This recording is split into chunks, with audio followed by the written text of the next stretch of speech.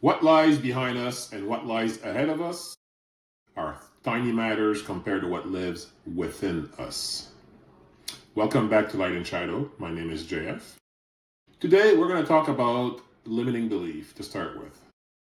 What are limiting beliefs? Limiting beliefs are negative, ingrained thoughts or convictions about yourself, others, or the world that restricts your potential. It often stemming from past experience, fear, or self-doubt, preventing growth by creating self-imposed barriers like I can't, I'm not good enough, or I always mess up. These subconscious stories hold you back from achieving goals by creating internal conflict, but they can be identified and overcome through self-awareness and challenging the underlying assumption. So, I'll give you some examples of limiting beliefs. I'm not good enough. I don't deserve success. I'm not smart enough. I can't do that. I'm too old, too young. I don't have enough time. I'm not talented enough. I'm not worthy of love. It's too late for me to change. I can't trust people. I'm not attractive enough. And the list goes on and on. So, limiting beliefs are false truth. They're convictions you accept as absolutes, even if they're untrue, that limits your action. They're often born from childhood pain, negative feedback, or perceived failures, evolving into broad, generalized, like a bad softball game becomes I'm not athletic. A bad day at work becomes I'm not worthy. I'm not creative. I'm bad with money. I'm too introverted for the job. People will judge me. They're beliefs that you impose on yourself that aren't true. How they work. They can be a survival mechanism. Like they can act as subconscious shield, protecting you from discomfort, rejection, or disappointment by keeping you in a familiar, safe zone.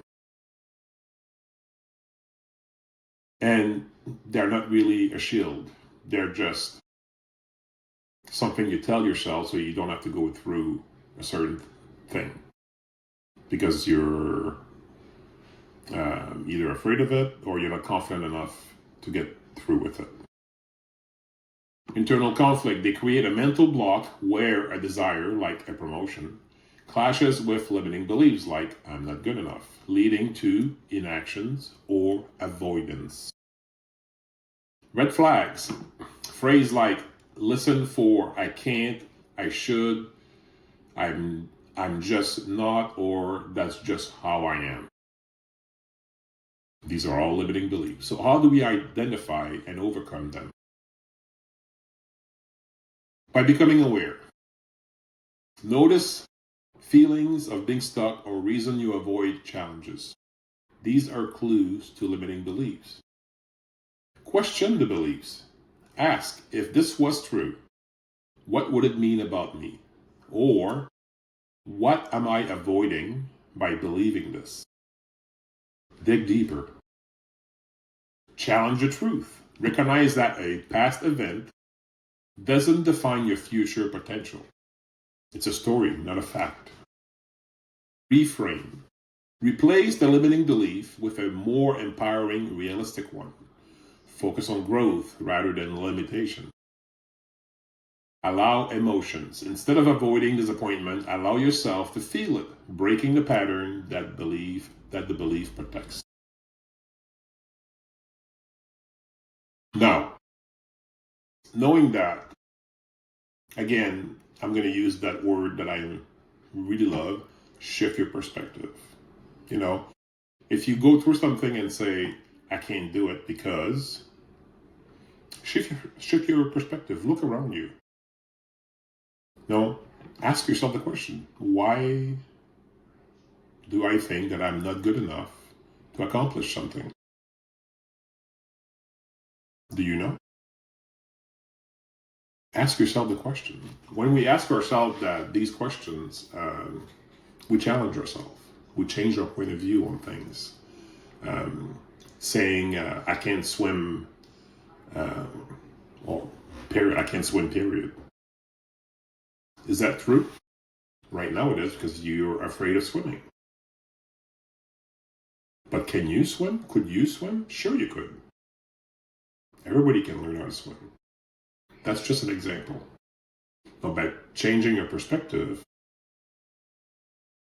by looking around and seeing other people swimming, you're like, well, they can swim. Why can't I swim? Or can I? Can I learn? This goes for everything else that limiting beliefs are blocking you from. Next, what I want to talk about is accountability. And specifically accountability in relationships. So, accountability in a relationship means taking ownership of your action, words, and their impact. Fostering truth, respect, and emotional safety by admitting mistakes, apologizing sincerely, and changing behavior rather than playing the blame game or making excuses. It's about recognizing your role in conflicts, communicating honestly, and using the I statement like I feel versus you make me feel. Okay? Do you understand? I don't know if you get that. By switching to the I statement instead of the you statement, you take ownership of what's going on. If your spouse made you feel bad about something, don't go and look at it and say, you made me feel that way. No. Say, hey, I need to talk. I feel that. Now that puts the ownership on you. The onus on you, because you're the one with the feelings. I feel that. Now, if you have a decent partner, they'll listen to you and they'll give you an answer. I'm sorry you feel that way. This wasn't my intention. This is what I meant. So on and so forth. And sometimes we're afraid of doing that because we're afraid that by discussing our feelings, we're going to make the other person feel bad. But the more you do that, the worse it's going to get, because that pattern, that action is going to keep repeating itself if it's not brought up to the other person's attention. Simple. Owning your impact. Understanding how your behavior affects your partner, whether positively or negatively, and making adjustments. Taking responsibility. Accepting blame when it's yours. Avoid excuses and not absorbing blame for others' actions. Building trust. Consistently following through on promises and fostering growth, creating a safe place or a safe space for vulnerability where both partners can be authentic and work through issues together. Now, this goes hand in hand with emotional intelligence, where two people have, the same level of emotional intelligence. They can discuss things, and neither one of these people would get mad. They would just listen, receive, process, and give you an answer. Sometimes we have partners who have very low emotional intelligence, and they cannot see what you're talking about. And that's unfortunate, but it does happen. When that does happen,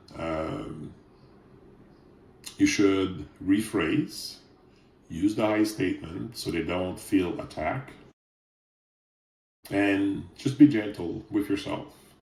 Be gentle with them. Watch what you're saying. Don't get angry, and see what happens. So how do you practice accountability? Like I said, you use the I statement. Sorry. So say, I feel hurt when, or instead of you made me feel. Offer genuine apologies. A true apology involves acknowledging the hurt, expressing remorse, and showing change, not just saying, I'm sorry. Somebody who just says, I'm sorry, and keeps repeating the same thing, they're not being accountable. to you or to themselves. Listen to feedback. Be open to your partner's perspective and how your action landed with them. Each of us have different perspective in life. My perspective and your perspective towards a certain subject or life in general is very different because we came from different experiences, different way of growing up. So don't forget that. Because one person sees things one way and another sees it differently doesn't invalidate their experience or yours. We just view life differently. And we all do that. We are individuals. We all have a different uptake on. Focus on repair. Prioritizing fixing the problem and the connection over being right. Sometimes being right doesn't mean all. Some people think that I'm right and you're wrong and that's all there is to it. Yes and no. Being right sometimes means, telling yourself in your head, yeah, I know I'm right, but I need to listen to his or her perspective first and see. Maybe I've missed something and I'm not as right as I thought I would, as I thought I am. It happens. It happens often, especially when we don't have all the information that we need. And sometimes the other person brings you in some information that you've missed. And you're like, now you're looking at this from a different point of view. And you're like, oh my God, I was kind of right, but I wasn't all the way right. So that person has a point. That's what happens when you listen to understand instead of listening to reply. I'll say that again. Listen to understand rather than listening to reply. When we listen to reply, we don't get the understanding part. That's very important in communication. Because a lack of accountability leads to resentment, disconnection, erosion of trust, and a cycle of blame and defensiveness. And it gets worse and worse and worse.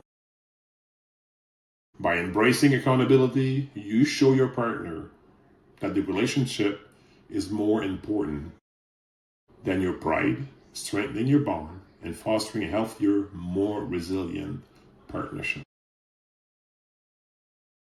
Now, this is something that each one of us go through in our lifetime with one partner or another. Doesn't matter. Again, because we have different perspective in life. But listening to understand will help you formulate a proper reply to the event, question, whatever is going on that you're discussing, and that you need to take or they need to take accountability. Simple as that.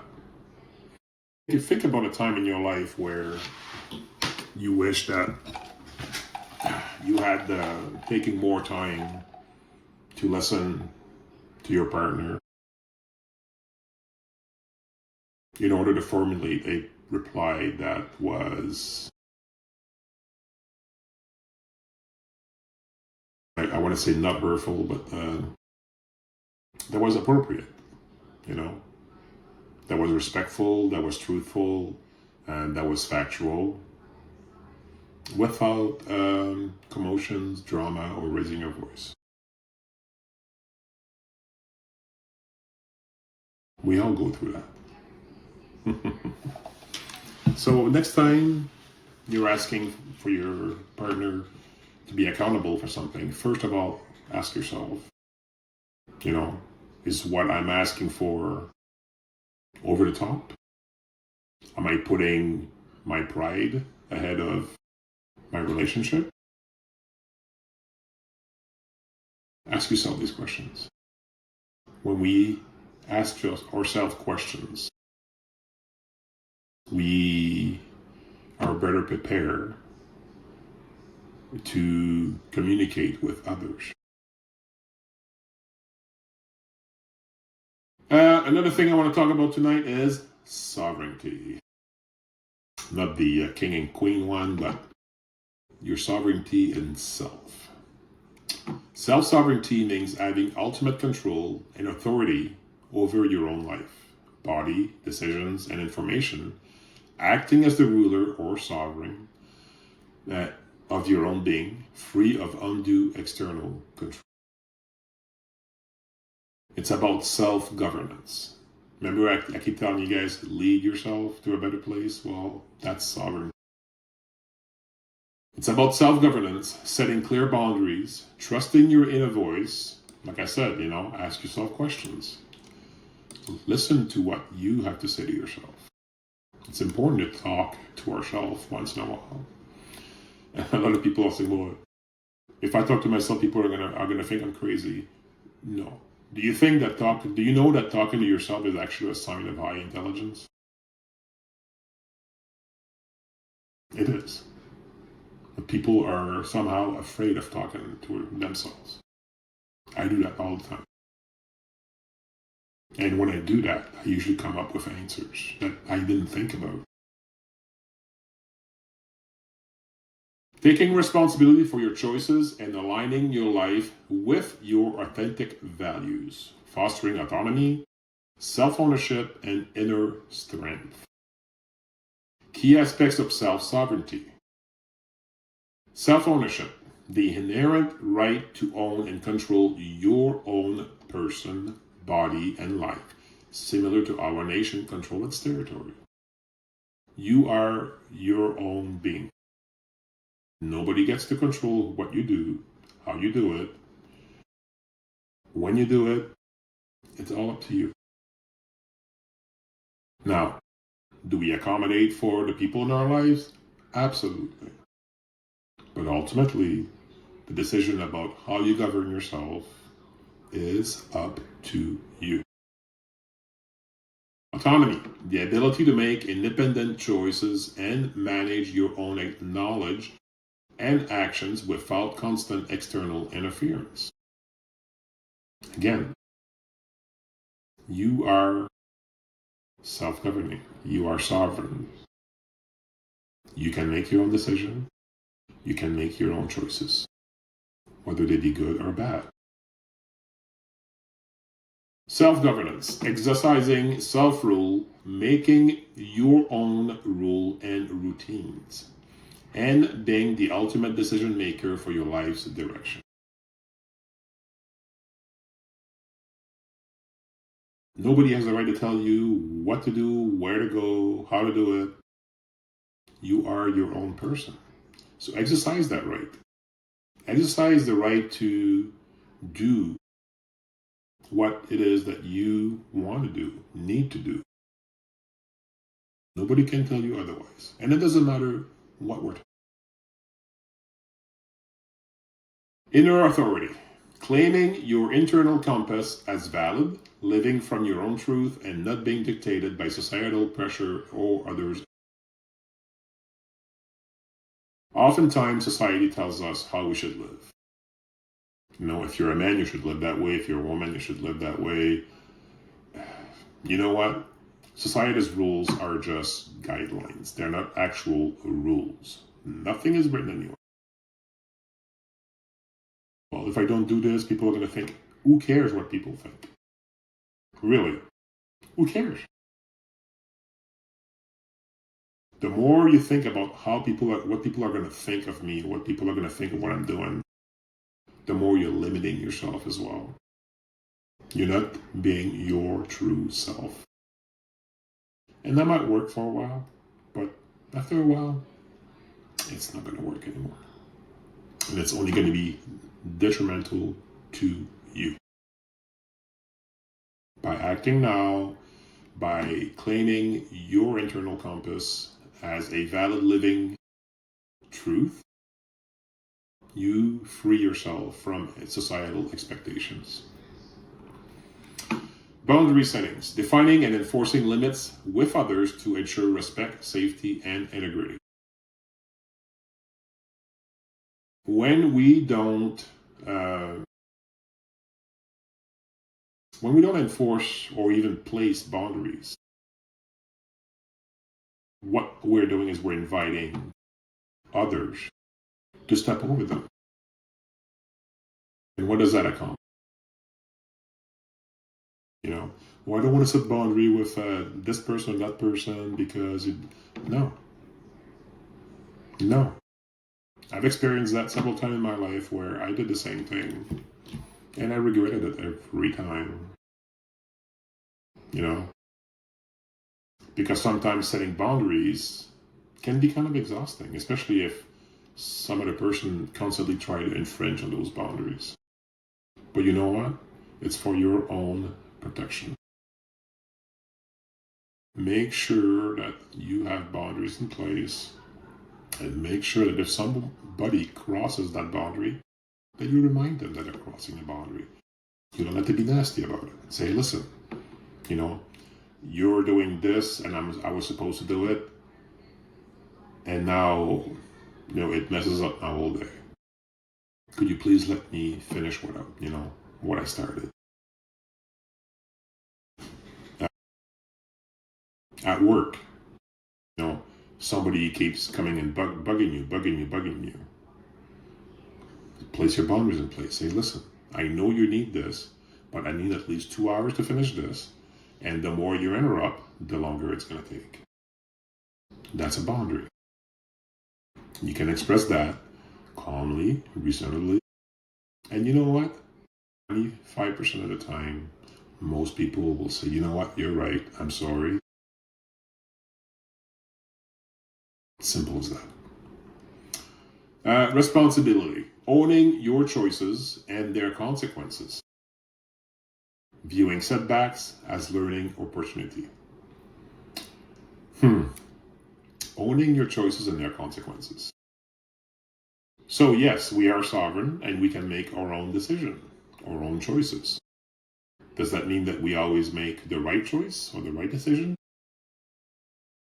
It does not. And sometimes we do it without even thinking.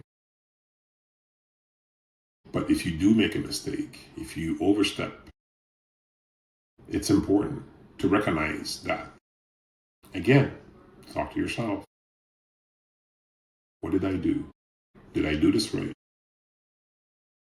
And a lot of times you realize that you know already that you didn't do it right. So be responsible, admit your wrongdoing or your mistake, and apologize sincerely. And you know what? A lot of people think, well, if I apologize, what people will think less of me. No. If you apologize, people will think more of you. Because somebody who does not apologize keeps repeating the same thing over and over. And guess what? How it manifests in digital spaces.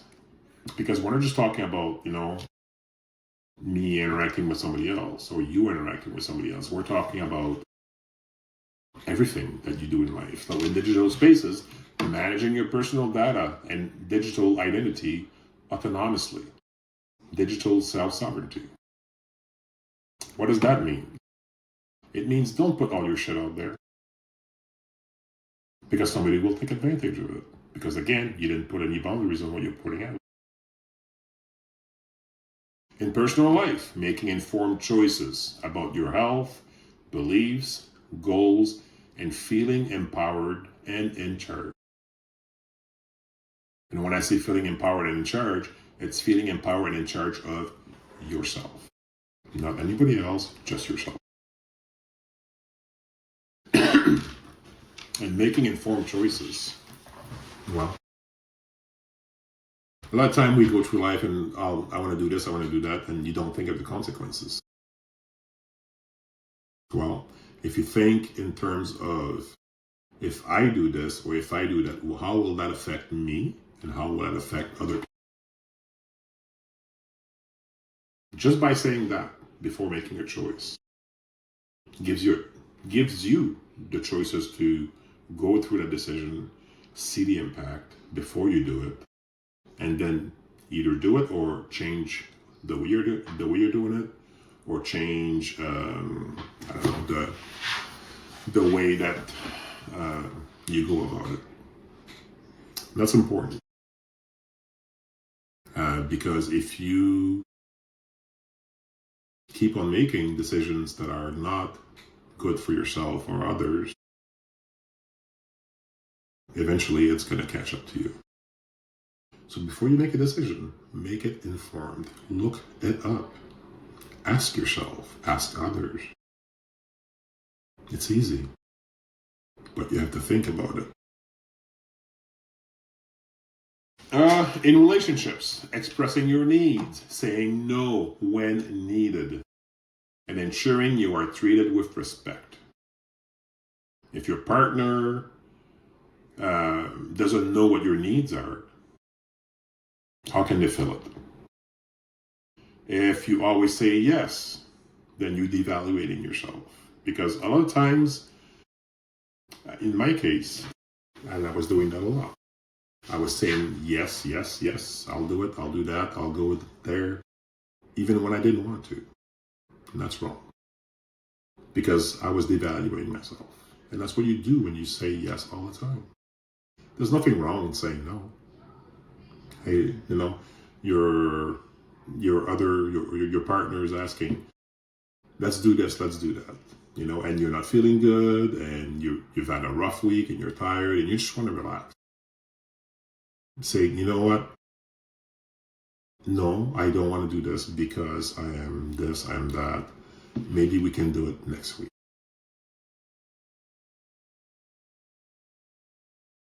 On your journey, cultivating self-sovereignty involves looking inward, questioning external narrative, and consistently honoring your own voice, creating a path to self-reliance and deep security. That's pretty deep. Cultivating self-sovereignty involves looking inward. Like I was saying earlier, the way I look inward is I ask myself these questions. I speak to myself. Now I say, if we go there, what's going to happen? I'm already tired. I'm already dead. I'm already burnt out. What will happen? And I know what would happen. When you're tired, you get cranky. When you get cranky, well, shit goes sideways. Right? Anyway, next week I'll be talking about gender role in society. Now, that's something that's near and dear to my heart. And we're going to spend a whole session on that.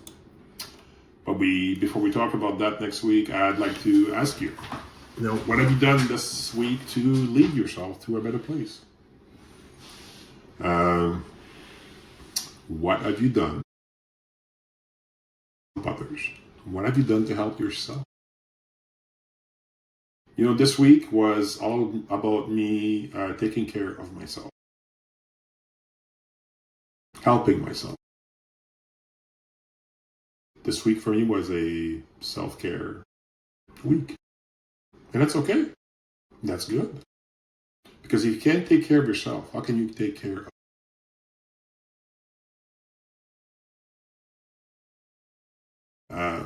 So, maybe this week, instead of trying to look to help other people, take this week, reflect on what you need.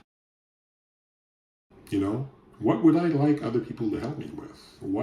Where do I need improvement? And do it. If it's something you need, communicate to your partner, to your family, to your coworker. Hey, I need this. In order to function properly, I need this. If you don't ask, if you don't voice your needs, they're never going to be met. So this week, do a little bit of self-care. It's always important. And it doesn't matter what it is. It doesn't matter what it is. Just practice self-care for yourself. That's all I have for this week. Again, I wish you light, love,